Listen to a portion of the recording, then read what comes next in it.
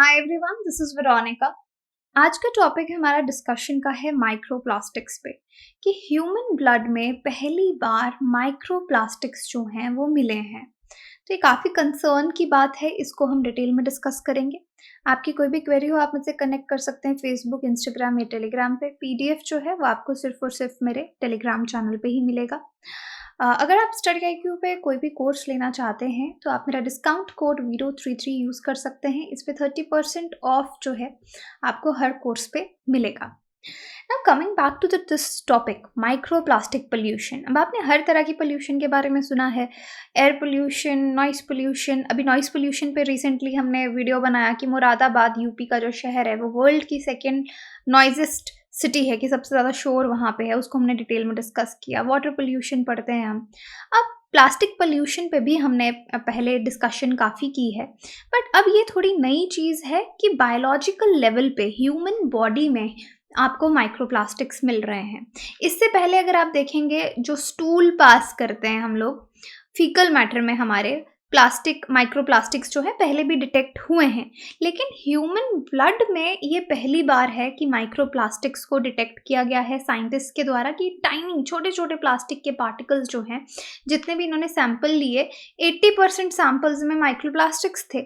अब इस डिस्कवरी से ये पता चलता है कि ये पार्टिकल्स हमारी बॉडी में ईजिली ट्रैवल कर सकते हैं और जमा हो सकते हैं, धीरे धीरे हमारे किसी भी ऑर्गन पे जाके सेटल हो सकते हैं और उसकी फंक्शनिंग को खराब कर सकते हैं। अब माइक्रोप्लास्टिक्स, ये प्रिंट मीडिया में भी आप इसके बारे में पढ़ सकते हैं। इससे पहले हमने बहुत सारे नर्डल पोल्यूशन, प्लास्टिक नर्डल्स पे बात की। हमने बात की कि ये जो नैनो पार्टिकल्स हैं प्लास्टिक के, ये माउंट एवरेस्ट, मतलब ऊंची पहाड़ियों से लेकर डीप ओशन तक आपको मिलेंगे। तो प्लास्टिक अब बहुत कंसर्न की बात हो चुकी है। अब हुआ क्या कि यहाँ पे ब्लड सैंपल्स 22 एनोनिमस, यानी पता नहीं है डोनर्स कौन है, एनोनिमस सैंपल्स लिए गए 22। सारे के सारे लोग हेल्दी एडल्ट्स थे और उनमें 17 लोगों के सैंपल्स में 22 में से प्लास्टिक पार्टिकल्स आपके मिले। अब वो प्लास्टिक कहाँ से आया, उसका ओरिजिन कहाँ से हुआ था, ये भी पता चला। आधे सैंपल्स में जो आपके PET प्लास्टिक है, यानी जो हम पानी पीते हैं बाहर से लेकर प्लास्टिक की बॉटल में, वो जो जिस प्लास्टिक से बना होता है, एक तो वो प्लास्टिक हमारे ब्लड में पाया गया। और आधे सैंपल्स में आपके पॉलीस्टाइरीन था, जिसको पैकेज फूड जो हम मंगवाते हैं, होम डिलीवरीज कराते हैं, प्लास्टिक के बॉक्सेस में पैक होके आता है, या बाकी के प्रोडक्ट्स। तो इस तरह के प्लास्टिक का ओरिजिन हमको पता चला है। या पीने की जो बॉटल्स हैं, ड्रिंक बॉटल्स हो गई, या पैकेजिंग फूड में जो प्लास्टिक यूज़ होता है, बाकी प्रोडक्ट्स में, वो प्लास्टिक हमारे ब्लड में, मतलब ह्यूमन ब्लड में पाया गया। अब क्वार्टर सैंपल्स थे जिसमें पॉलीइथाइलिन था, जो कि प्लास्टिक कैरियर बैग्स, जो हम लिफाफा बोलते हैं जिसको, या पन्नी बोलते हैं, प्लास्टिक कैरियर बैग्स जो रहते हैं आपके, वो पॉलीइथाइलिन का बना होता है, पॉलीइथाइलिन। ओके, तो ब्लड सैंपल्स में वो भी पाया गया। तो आप देख सकते हैं पॉलीस्टाइरीन से लेकर पॉलीइथाइलिन तक। तो यहाँ से आपको ओरिजिन भी पता चल गया कि इन पार्टिकल्स का ओरिजिन क्या है। अब देखिए, पॉलीस्टाइरीन ये फूड पैकेजिंग में यूज़ होता है और 36% सैंपल्स में ये देखा गया। पॉलीइथाइलिन जो है ये फिल्म्स और बैग्स की पैकेजिंग में यूज़ होता है, 23% सैंपल्स में ये देखा गया। अब देखिए, ऑल दो इनके लेवल्स अगर आप देखेंगे ब्लड में बहुत कम थे, लेकिन एक कंसर्न और एक अलार्म रेज करने के लिए ये सफिशिएंट हैं।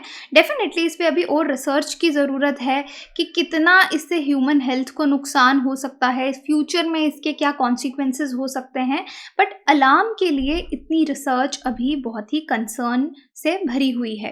ये रिसर्च को फंड किया गया है डच नेशनल ऑर्गेनाइजेशन ने, ये for health research and development and Common Seas social enterprise working है, जो कि प्लास्टिक पोल्यूशन को रिड्यूस करने के लिए ये लोग काम करते हैं। अब देखिए किस तरह से ये माइक्रोप्लास्टिक्स या नैनो प्लास्टिक्स हमारी बॉडी में एंटर करते हैं। फूड के थ्रू एंटर कर सकते हैं, पानी में क्योंकि ऑलरेडी पाए जा रहे हैं हर जगह, आप देखें नैनो प्लास्टिक्स पे हमने वीडियो बनाई थी, पानी में है, पानी के थ्रू जा सकता है, फूड के थ्रू, अगर ये फिशेस कोई कंज्यूम कर रहा है, फिशेस में माइक्रोप्लास्टिक नैनो प्लास्टिक है, तो आपके फूड से आपके बॉडी में जाएगा, डाइजेस्टिव फ्लूइड्स के साथ डाइजेशन में मिक्स होगा, फिर जिस तरह से हमारा डाइजेशन का प्रोसेस है, हमारे जो इंटेस्टाइन से इसको लिया जाएगा, ब्लड में जाएगा, लिवर में जाएगा, ब्लड में जाएगा, ओके या तो वो बॉडी में जिस तरह से यहाँ पे ब्लड स्ट्रीम में मिक्स हो गया, या फिर फीकल रूट से बाहर भी आएगा। तो आप देख सकते हैं इस तरीके से ह्यूमन बॉडी में माइक्रोप्लास्टिक्स जो हैं वो पाए जाते हैं। अब काफ़ी अलग अलग टेक्निक से इन्होंने यहाँ पे रिसर्च लैब में इसको डिटेक्ट किया होगा। अब 700 नैनोमीटर साइज से छोटे जो पार्टिकल्स थे उनको यहाँ पे एनालाइज किया गया है ब्लड सैंपल्स में, क्योंकि 2-3 अलग तरह के प्लास्टिक इसमें से आपको मिले हैं, तो कंटामिनेशन ना हो, स्टील सिरिंज नीडल्स का यूज़ किया गया है, ग्लास ट्यूब्स का यूज़ किया गया है कि कंटामिनेशन ना हो। कंटामिनेशन क्यों? कि ऐसा ना हो कि जो सैंपल्स हम चेक कर रहे हैं बाहर से प्लास्टिक उनमें चला जाए। सो कंट्रोल, वैसे तो कोई भी एक्सपेरिमेंट होता है उसमें कंट्रोल लगाया जाता है चेक करने के लिए कि बाहर से कोई कंटामिनेशन तो नहीं हो रही है, बट उसको भी अवॉइड करने के लिए यहाँ पे जो नीडल्स यूज़ की गई हैं, ग्लास ट्यूब्स यूज़ की गई हैं, ताकि कोई भी कंटामिनेशन बाहर से ना हो। अब ये जो रिजल्ट्स हैं ये एक हाइपोथेसिस को सपोर्ट करते हैं कि ह्यूमंस का जो एक्सपोजर है प्लास्टिक पार्टिकल्स को, क्योंकि हम डेली के डेली प्लास्टिक पार्टिकल्स को हम एक्सपोजर हमको मिल रहा है, हम यूज़ कर ही रहे हैं, हमारे डेली लाइफ का एक पार्ट बन चुका है, उस वजह से इनका एब्जॉर्प्शन हमारे ब्लड स्ट्रीम में देखा गया है। डेफिनेटली जैसे मैंने आपको बताया आगे भी इसकी एक स्टडी की ज़रूरत है कि कितना पब्लिक हेल्थ रिस्क इससे हो सकता है। रिसर्चर्स ने यहाँ पे कहा है कि ये पार्टिकल्स क्रोनिक इन्फ्लेमेशन कर सकते हैं हमारी बॉडी में, और इम्पैक्ट अभी तक पूरी तरीके से हेल्थ पे क्या होगा ये हमको मालूम नहीं है। लेकिन लैब में ये देखा गया कि ये जो माइक्रोप्लास्टिक्स हैं ये ह्यूमन सेल्स को डैमेज कर रहे हैं। तो जब चेक किया गया, ह्यूमन सेल्स को एक्सपोज किया गया माइक्रोप्लास्टिक से, तो पता चल रहा है कि वो डैमेज हो रहे हैं। इनफैक्ट एयर पोल्यूशन से जो पार्टिकल्स हमारे अंदर जाते हैं वो भी हमको हमारे सेल्स को डैमेज करते हैं, और एयर पोल्यूशन की वजह से वैसे भी मिलियंस ऑफ डेथ्स आप हर साल देखते हैं। ये देखिए यहाँ पे एक रिसर्च पेपर है जो बताता है कि microplastics can deform cell membranes and affect their functioning. तो सेल मेम्ब्रेन्स को, जो सेल की बाहर की मेम्ब्रेन होती है उसको खराब कर सकता है, डिफॉर्म कर सकता है, और उसकी फंक्शनिंग को इफेक्ट कर सकता है। अब एक और स्टडी यहाँ पे हमको मिलती है जो बताती है कि माइक्रोप्लास्टिक्स जो आउटर मेम्ब्रेन है, रेड ब्लड सेल जिसको हम RBCs बोलते हैं, जिससे हमारा ऑक्सीजन ट्रांसपोर्ट होता है, तो ये माइक्रोप्लास्टिक्स जाके चिपक सकते हैं इन रेड ब्लड सेल्स के बाहर, और इन जो रेड ब्लड सेल्स की कैपेसिटी है ऑक्सीजन ट्रांसपोर्ट करने की, जो एबिलिटी है, उसको ये कम कर सकते हैं। और ये जो पार्टिकल्स हैं प्लेसेंटा जिससे एक फीटस वुमेन की वूम में कनेक्टेड रहता है, जहाँ से उसको सारा खाना मिलता है, ऑक्सीजन मिलती है, प्लेसेंटाज में भी माइक्रोप्लास्टिक्स पाए गए हैं, और प्रेग्नेंट रैट्स में ये चीज़ देखी गई। वहाँ से प्लेसेंटा के थ्रू जो फीटस है, जो बेबी है, उसके लंग्स में, हार्ट में, ब्रेन में, बाकी ऑर्गन्स में भी फीटस के माइक्रोप्लास्टिक्स जो हैं, ये जो पार्टिकल्स हैं, ये एंटर कर सकते हैं, और ये बहुत बड़ी कंसर्न की बात है। अब देखिए वैसे भी इन्वायरमेंट में प्लास्टिक डंप तो हम बहुत सारा देख ही रहे हैं, इन्वायरमेंट में कितना कंटामिनेशन है पूरे प्लानट में। जैसे मैंने आपको बताया माउंट एवरेस्ट से लेकर डीपेस्ट ओशंस तक आपको प्लास्टिक मिलेगा। अब तो यहाँ तक आ चुका है कि हम कंज्यूम भी कर रहे हैं, बेबीज, एडल्ट्स, ब्लड में, फीकल मैटर में, हर जगह आपको प्लास्टिक मिल रहा है। और सिंगल यूज़ प्लास्टिक तो सबसे ज़्यादा कंसर्न की बात है, जिसको एक बार यूज़ करके हम छोड़ देते हैं, कंटेनर्स, क्लोथिंग। तो डेफिनेटली यहाँ पे अब कुछ स्टेप लेने की ज़रूरत है ताकि इनका कंजम्पशन कम हो। माइक्रोप्लास्टिक्स के बारे में थोड़ी सी और बात करते हैं। जैसे प्राइमरी माइक्रोप्लास्टिक्स होते हैं, सेकेंडरी माइक्रोप्लास्टिक्स होते हैं। प्राइमरी माइक्रोप्लास्टिक्स जो हैं वो इन्वायरमेंट में डायरेक्टली अलग अलग चैनल से एंटर करते हैं बहुत जगह, क्योंकि हम प्लास्टिक यूज़ कर रहे हैं, और ये बहुत छोटे पार्टिकल्स हैं जो कमर्शियल लेवल पे यूज़ किए जाते हैं, माइक्रो फाइबर्स आप समझ लीजिए। सेकेंडरी माइक्रोप्लास्टिक्स हैं जो बड़े जो प्लास्टिक होता है, जब वो ब्रेक डाउन होता है, टूटता है, उससे उसको बोलते हैं वेदरिंग। वेदरिंग हम पढ़ते हैं ना, किसी चीज़ का टूटना, छोटे पीसेस में डिवाइड होना। तो ये जो बड़े प्लास्टिक के पीसेस हैं, जब ये टूटते हैं तो ये छोटे छोटे पीसेस बनाते हैं। तो सन की वजह से, नेचुरल रीजंस की वजह से, वेव्स की वजह से, विंड एब्रेशन की वजह से, यूवी रेज की वजह से, सनलाइट की वजह से, काफ़ी नेचुरल रीजंस की वजह से ये जो प्लास्टिक है अल्टीमेटली आपके माइक्रोप्लास्टिक्स या नैनो पार्टिकल्स में कन्वर्ट होता है, जिसको हम सेकेंडरी माइक्रोप्लास्टिक्स बोलते हैं। अब माइक्रोप्लास्टिक्स बहुत अलग अलग सोर्सेज से आते हैं।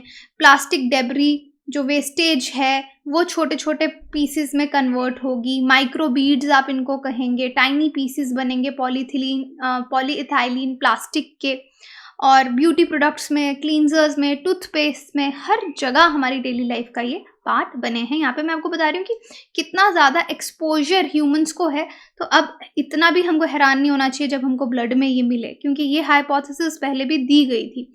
अब ये जो छोटे पार्टिकल्स हैं, अगर आप वाटर में देखेंगे तो फिल्ट्रेशन सिस्टम से भी पास हो जाएंगे। आप जितने मर्जी फिल्टर लगाइए, ये वाटर से पास होकर हमारी बॉडी में एंटर करेंगे ही करेंगे।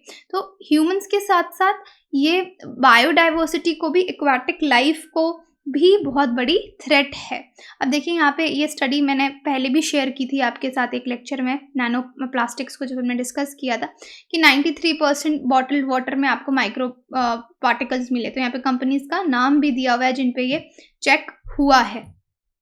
अब ओशंस में कहाँ से आते हैं? ओशंस में सिंथेटिक टेक्सटाइल से आते हैं, कार की जो टायर्स होते हैं वहाँ से आते हैं, सिटी से जो डस्ट उड़ के जाती है, रोड मार्किंग्स जो है, मरीन कोटिंग्स जो हैं, personal care products, plastic pellets जो हो गए, या नर्डल्स हो गए। नर्डल्स पे भी हमने वीडियो बनाया था। नर्डल्स भी एक बिग कॉज हैं। जो पैलेट्स होते हैं जिससे आगे प्लास्टिक बनाया जाता है, प्री प्लास्टिक स्टेज जो उसकी होती है, वो भी बहुत टॉक्सिक वेस्ट है, जिसके बारे में हमने बहुत ज़्यादा नहीं सुना हुआ। इस पे तो डिटेल वीडियो बनाई है प्री प्रोडक्शन प्लास्टिक पैलेट्स के बारे में, कि जिस तरह से समुद्र में कोई हादसा हो जाता है, ऑयल स्पिल हो जाता है, तो बायोडाइवर्सिटी को कितना नुकसान होता है। तो सेम तरीका नर्डल्स का भी होता है, क्योंकि इस तरह के कुछ एक्सीडेंट्स जो हैं वो देखे गए। तो you can see this video also.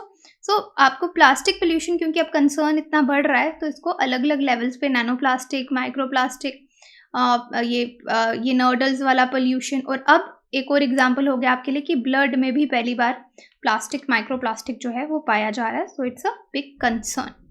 तो यही था टॉपिक। क्वेश्चन है आपके लिए, which among the following substances is most suitable for making compact discs? PVC, bakelite, polycarbonates, polyethylene? मुझे कमेंट सेक्शन में बता सकते हो, टेलीग्राम में पोल में पार्टिसिपेट करके आंसर जान सकते हो। बाकी you can visit our website और एप्लीकेशन कोर्सेज के लिए। कोर्सेज EMI पे भी अवेलेबल हैं। Thank you so much.